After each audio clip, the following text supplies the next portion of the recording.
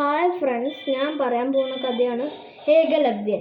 മഹാഭാരതത്തിലുള്ള ഒരു വേട്ടക്കാരൻ്റെ കഥയാണ് ഏകലവ്യൻ. അങ്ങനെ ഒരു ദിവസം ദ്രോണാചാര്യർ തൻ്റെ 5 ശിശുക്കളായ പാണ്ഡവരെയും 100 ശിശുക്കളായ കൗരവരെയും പഠിപ്പിച്ചു കൊടുക്കുകയായിരുന്നു അമ്പ്. അപ്പോൾ ഏകലവ്യനും അതിനു വേണ്ടിയിട്ട് ഏകലവ്യനും അത് ഇഷ്ടമായി. ഏകലവ്യന് അമ്പ് ചെയ്യണത് ഇഷ്ടമായിരുന്നു. അപ്പോൾ അവൻ അമ്പ് പഠിക്കാൻ വേണ്ടിയിട്ട് അവൻ്റെ അമ്പും കുന്തവും ഒക്കെ എടുത്തിട്ട് അങ്ങോട്ടേക്ക് എത്തി.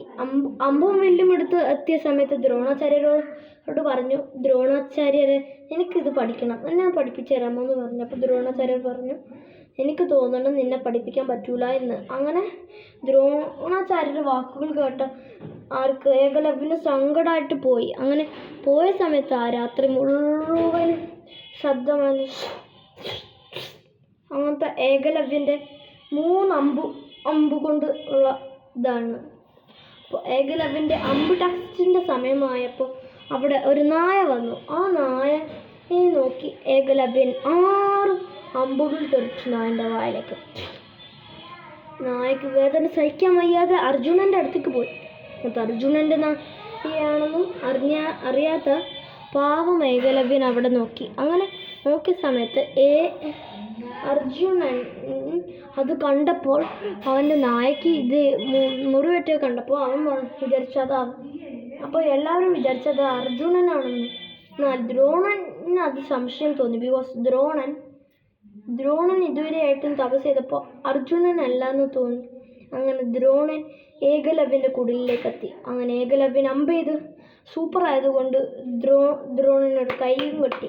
അങ്ങനെ ദ്രോണൻ്റെ കണ്ണ് കോൺസെൻട്രേറ്റ് ചെയ്തത് ദ്രോണൻ്റെ ശില്പത്തിലേക്കായിരുന്നു. അപ്പോൾ അങ്ങനെ ദ്രോണൻ പറഞ്ഞു ഏകലവ്യനോട്, ഏകലവ്യ നിന്റെ ഈ ശില്പം കാണുമ്പോൾ എനിക്ക് തോന്നുന്നത് എന്തിനാണ് നീ ഈ ശില്പം ഉണ്ടാക്കിയത് എന്നാണ്. അപ്പോൾ ഏകലവ്യൻ പറയുകയാണ്, ഞാൻ ഈ ശില്പം ഉണ്ടാക്കിയത് എന്തിനാണെന്ന് നിങ്ങൾക്കറിയൂലേ? ഈ ശില്പം നീയാണ് ദ്രോണാചാര്യർ, നീയാണ് എന്നെ പഠിപ്പിച്ചതെന്ന് പറഞ്ഞു.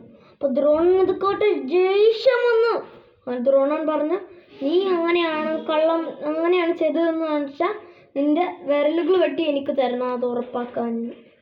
അങ്ങനെ ഏകലവ്യൻ അവൻ്റെ കത്തിയെടുത്ത് ഒറ്റവട്ടം അവൻ്റെ വിരൽ വെട്ടിയിട്ട് കൊണ്ട് ഗുരുദക്ഷിണ കൊടുത്തു. അങ്ങനെ ഗുരുദക്ഷിണ കൊടുത്തപ്പോൾ ആ ഗുരുദക്ഷിണയിൽ Ekalavyan called as the smallest hunter in the world എന്നായി. അങ്ങനെ ഏകലവ്യൻ അമ്പ് ചെയ്തതും ഏകലവ്യൻ ദ്രോണാചാര്യരോട് അനുഗ്രഹിക്കാൻ പറഞ്ഞു, എനിക്ക് അർജുനനെക്കാളും നല്ല അമ്പ് ചെയ്യാൻ ആളാവണമെന്ന് പറഞ്ഞു. അങ്ങനെ ഇതാണ് കഥ. എൻ്റെ താങ്ക് യു. സ്വാഗതം.